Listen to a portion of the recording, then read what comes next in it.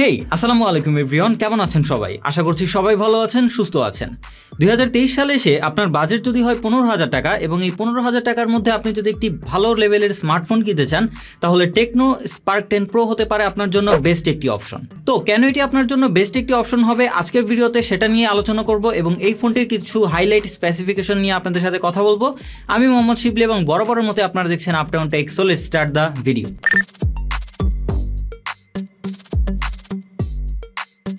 তো সবার প্রথমে যদি আমরা এই ফোনের ডিজাইনের কথা বলি তাহলে 15,000 টাকা সামথিং বাজেটে কিন্তু আপনারা খুব সুন্দর একটি ডিজাইন পেয়ে যাবেন এবং এই ডিজাইনটা কোন ফোনকে কপি করা হয়েছে এটা আসলে আমি বলছি না, আপনারা হয়তো ভালো মতো লক্ষ্য করলেই বুঝতে পারবেন। এবং পেছনে কিন্তু গ্লাস ব্যবহার করা হয়েছে, মানে গ্লাস ব্যাক।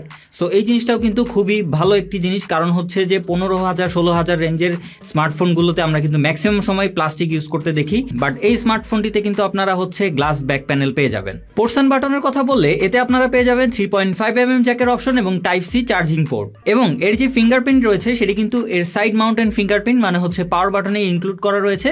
সো এটা কিন্তু মোটামুটি ভালোই ফাস্ট ছিল।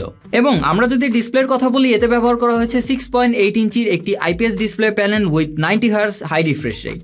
এবং এর ফ্রন্ট ক্যামেরা হিসাবে কিন্তু 5 হোল ক্যামেরা ব্যবহার করা হয়েছে। সো 15-16,000 টাকা বাজেট রেঞ্জে 5 হোল কিন্তু এই ব্যাপারটাও ভালো বলা যায়। ফাইনালি যদি আমরা এর ক্যামেরার কথা বলি, এর মেইন ক্যামেরাতে হচ্ছে 50 মেগাপিক্সেলের ক্যামেরা ব্যবহার করা হয়েছে, যার ছবির ডিটেলস বা হচ্ছে ভিডিওগ্রাফি সবকিছুই কিন্তু এই বাজেট রেঞ্জের মধ্যে ভালো।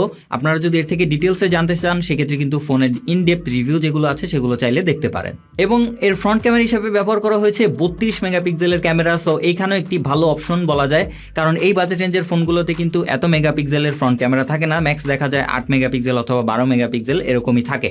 সো এদিক থেকেও কিন্তু এগিয়ে থাকবে টেকনো স্পার্ক 10 প্রো। এবং আমরা যদি ভিডিওগ্রাফির কথা বলি তাহলে ফ্রন্ট এবং ব্যাক যে কোনো ক্যামেরা দিয়ে কিন্তু আপনারা 1080p-তে ভিডিও শুট করতে পারবেন। আমরা এর পারফরমেন্স সেগমেন্ট নিয়ে কথা বলি তাহলে এতে ব্যবহার করা হয়েছে মিডিয়াটেকের হেলো G88 প্রসেসর, যেটি হচ্ছে 12 ন্যানোমিটার আর্কিটেকচারে বিল্ড করা। সো এই বাজেট রেঞ্জের মধ্যে কিন্তু প্রসেসরের দিক থেকেও পিছিয়ে নেই, তবে আরেকটু যদি আমি বলবো যে G95 অথবা G99 থাকলে কিন্তু একদমই মানে টপ লেভেলের বেস্ট একটি স্মার্টফোন হয়ে যেত। বাট এখানে তেমন আসলে ওই রকম আকাশ পাতাল তফাৎ আমি বলবো না। G88 কিন্তু একেবারেই খারাপের দিকে পড়ে না, মোটামুটি হচ্ছে মিড ইউজার যারা রয়েছেন, টুকটাক গেম টেম খেলেন বা হচ্ছে ফোনের যে অ্যাপ্লিকেশনগুলো রয়েছে সেগুলোতে একটু হেভি ইউজ করেন, সো তাদের জন্য কিন্তু খুব একটা খারাপ হবে না এই প্রসেসরটি। এবং এই ফোনটিকে পাওয়ার করার জন্য রয়েছে 5000 mAh এর অনেক বড়সড় একটি ব্যাটারি বলা যায়। সো এই ব্যাটারিকে চার্জ করতে আপনাদের বক্সেই কিন্তু ইনক্লুডেড 18 ওয়াটের ফাস্ট চার্জিং সাপোর্ট থাকবে। সো চাইলে আপনারা কিন্তু খুব ফাস্টলি এই 5000 mAh ব্যাটারিটি চার্জ করে নিতে পারবেন বক্সের চার্জারটি দিয়েই। এবং আমরা যদি এই ব্যাটারির ব্যাকআপের কথা বলি, নর্মাল ইউজে কিন্তু আপনারা ইজিলি হচ্ছে 1.5 দিনের মতো ব্যাকআপ এই ব্যাটারি থেকে পেয়ে যাবেন। এবং যদি আপনি খুব বেশি হেভি ইউজও করেন সেক্ষেত্রে দেখা যাবে যে মোটামুটি 1 দিনের মতো ব্যাকআপ কিন্তু পেয়ে যাবেন। দেন এবার যদি আমরা এই ফোনের প্রাইসের কথা বলি, এটি দুটি ভেরিয়েন্টে রয়েছে, 4128GB এবং 8128GB। সো আপনারা যদি 4128GBটা পারচেস করতে চান বাংলাদেশ থেকে অফিসিয়ালি, 4128-এর প্রাইস হচ্ছে বাংলাদেশে অফিসিয়ালি 15,690 টাকা। এবং যদি আপনারা 8128GBটা নিতে চান সেক্ষেত্রে প্রাইস পড়বে হচ্ছে 17,990 টাকা।